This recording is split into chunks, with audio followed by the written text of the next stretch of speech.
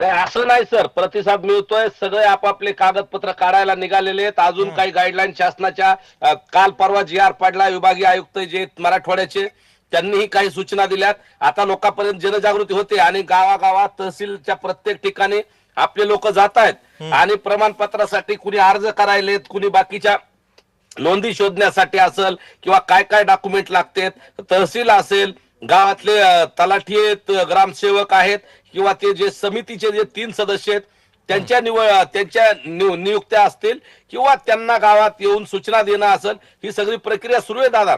त्याच्यामुळे बर. लगेच प्रमाणपत्र मिळणार नाहीत, परंतु जी प्रमाणपत्र मिळण्यासाठीची जी प्रक्रिया आहे ती सुरू झालेली आहे.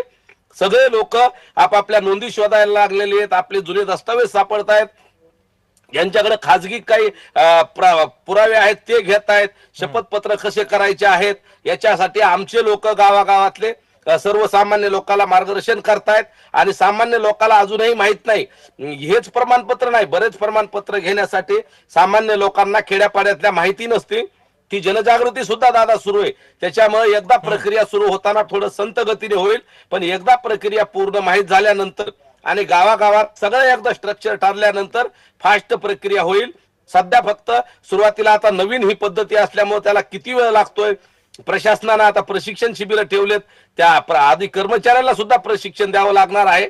आणि नंतर आमच्या माध्यमातून तर गावागावातल्या लोकांना थोडं जनजागृती सुरूच आहे दादा. त्याच्यामुळं जरी वेग मंदावलेला असला तरी नक्की पुढच्या काही पण दिवसांमध्ये हा गंगाधरजी, वेग जेव्हा कोर्ट वाढणार आहे. असं म्हणतं की मराठा आणि कुणबी या दोन वेगवेगळ्या जाती आहेत, मग आपण कसं मग या सगळ्यावरती आपण आता ह्याच्यावरती निरीक्षण नोंदवायचं? नाही, नोंदणी आहेत ना, आमच्या नोंदी आहेत, निजामाच्या काळातल्या आहेत, काही मंदिराच्या देवस्थान आहेत, जसं की आपलं त्र्यंबकेश्वरचं देवस्थान आहे, शनी शिंगणापूरचं देवस्थान आहे किंवा जे आपले अनेक वेगवेगळे देवस्थान आहेत तिथल्या नोंदी आहेत, खासरा पत्रावर आहेत. तहसील मधल्या महसूल मध्ये 34, 33, 34चं जे नमुना पत्र आहे त्याच्यावर नोंदी आहेत, जे तहसील मध्ये महसूल मध्ये आहे, अशा अनेक नोंदी आहेत ना. आणि रजिस्ट्री ऑफिस मध्ये नोंदी आहेत, त्या सगळ्या नोंदी शोधण्याचं आणि त्याच्या माध्यमातून आता अनेक नवीन ठिकाणाहून नोंदी निघतात. त्या सगळ्या नोंदी घेऊन आपापले प्रमाणपत्र घेण्यासाठी लोक जाणार आहेत. मराठा कुणबी एक आहेत याचे अनेक पुरावे आमच्याकडेच आहेत. त्याच्यामुळे आम्ही कोर्टालाही पटवून देऊ. ज्या वेळेस कोर्टाने तो निर्णय दिला त्यावेळेची परिस्थिती वेगळी असेल, त्यावेळेस काही पुरावे पुढे आले नव्हते, परंतु आता नव्याने आमच्याकडे पुरावे आलेले आहेत.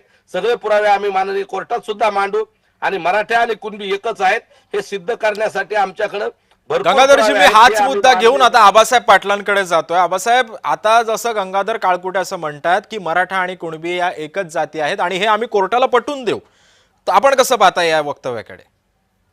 आपण जो प्रश्न विचारला त्याच्यामध्ये दोन बाबी येतात. एक तर मराठा वेगळा आहे आणि मराठा